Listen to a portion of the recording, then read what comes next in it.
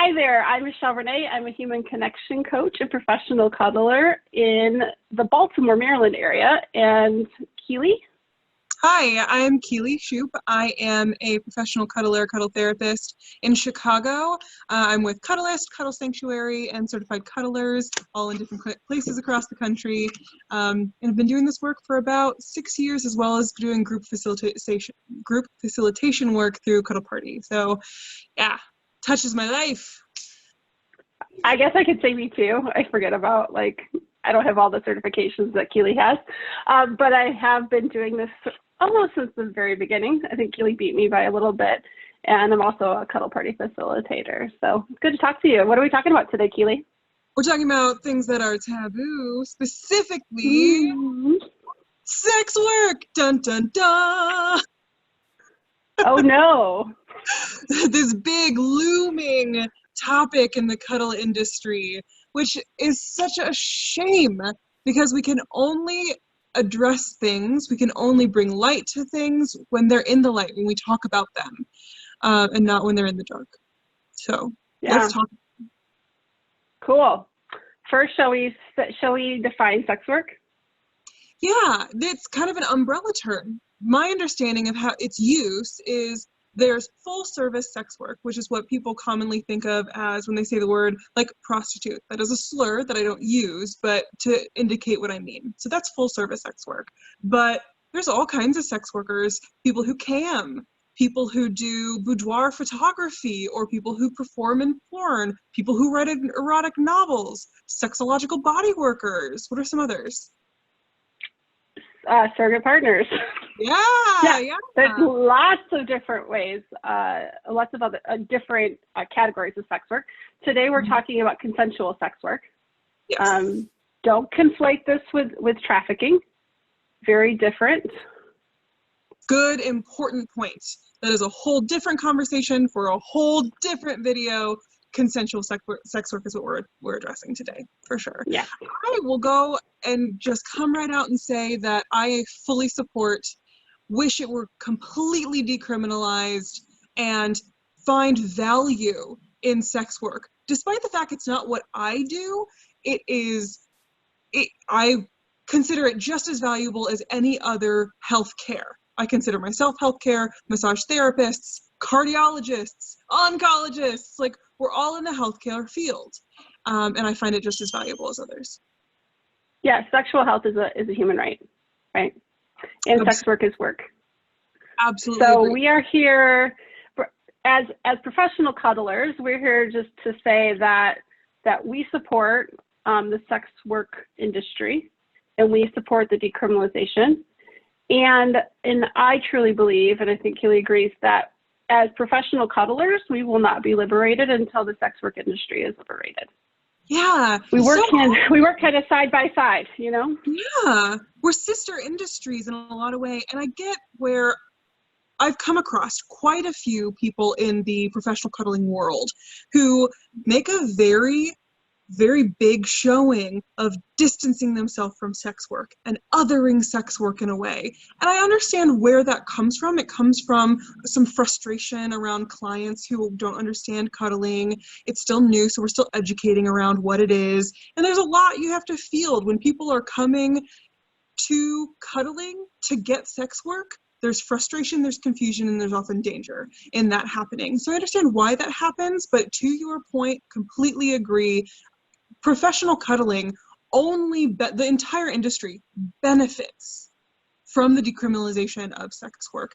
Our whole industry benefits from their liberation, exactly as you said, because when a client can actually honestly seek out what they are looking for to fulfill the desire they actually have, they don't have to come to us.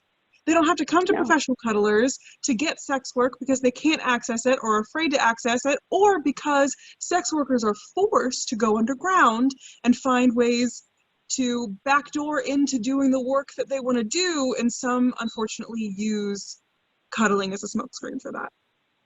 I hate that scenario. It's frustrating. I think they both end up really disappointed in that situation. I've seen it. It's like, you know, the client doesn't want to pay enough, to be honest. The client doesn't want to pay enough, And so the sex worker is disappointed and frustrated too. So we're going to talk a little bit about what it's like for us when our clients show up and they have settled for platonic or non-sexual touch. What would you like to say to our clients? So the biggest problem with someone who really is seeking sex work but asks a professional cuddler for it is that so much time is wasted. So much money and resources are wasted because you, as a client seeking this thing, are going to absolutely be disappointed. What I offer, the actual thing that I offer, is valuable. It's so important and rich and therapeutic for the people who want it. And if it's not the thing that you're looking for, it's not going to matter to you. It's not going to be beneficial to you. Yeah, I think when I screen a client, I always like to throw out the question, you understand that this is a non-sexual service. And believe me when I say that, please believe me when I say that, because there's nothing, I want to use the word ickier than being in session and battling the boundary pushing or the expectations, the energy that comes in the room when the desire is floating around. Like, it's okay. I want to. Yeah. If you come to me and you're like, look, I don't know how to do this. I don't know how to share space. In my case, with a woman, and not make it sexual, but I want to work on it. I am a hell yes to that. Yeah. That feels really good. What doesn't feel good is when I say that it's non-sexual, they say, okay, they show up and they bring that energy with them. And it just doesn't allow me to get as close to them as I would like to be because I have to keep my guard up all the time. Mm-hmm.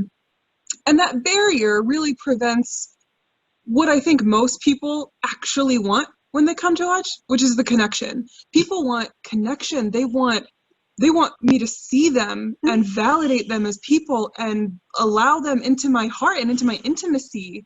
And I can't do that if all I'm worried about is making sure there aren't roving hands, making sure someone isn't trying to see if they can, like, tip me for a little, less clothing or something like that. None of that's going to happen. I have to have my guard up, and all that connection is lost. I can't actually see the beautiful wholeness of that person and all of their desires and all of their wonderful parts of them if all I'm worried about is keeping boundaries.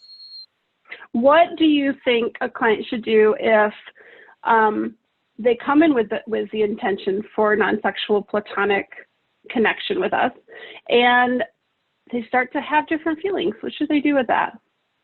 So there's a thing that Cuddle Sanctuary out in Los Angeles teaches that I really love, and it's addressing erections. Dun, dun, dun, that big scary word. And one is, you first acknowledge it. Like, hey, that happened. You can even celebrate the fact that your body is working correctly. Second is, don't freak out. People can experience an erection from relaxation. It doesn't always mean sexual drive or intent, right? So acknowledge it and celebrate it if you want. Your body is working correctly. Cool. Don't freak out. And the last piece is just adjust. I need you to be in your integrity that you aren't going to pursue more sexual gratification or an erotic session. Just shift or adjust in a way that's comfortable.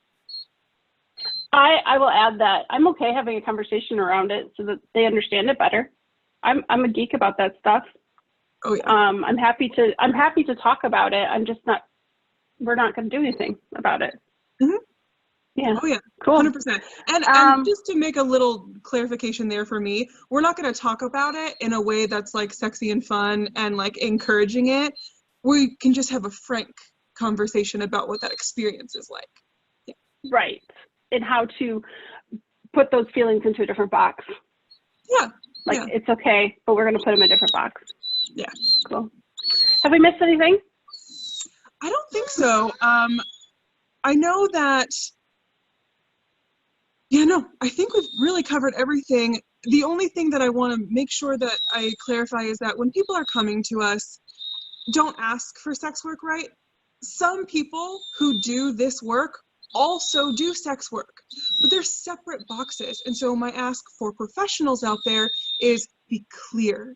Be clear in your communication and in when you are operating under your sex work hat and when you're operating under your professional cuddling hat.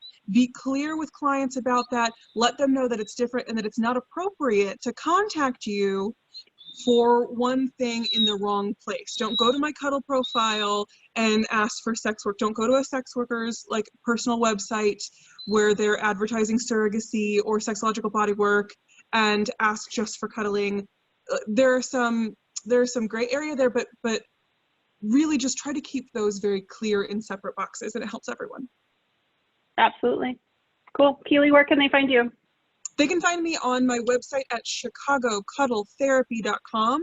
You can also do KeeleyShoup.com if it's easier. I believe my name shows up, KeeleyShoup. Cuddlist.com/Keeley is another great place. And on YouTube, this will probably be linked, or if you're watching it, you're probably watching it on my YouTube. So subscribe and like. Yeah. Cool. I'm Michelle. I'm at humanconnectioncoach.com, also at cuddlist.com/Michelle with 2 L's. And I'll talk to you again soon, Keeley. Thank you.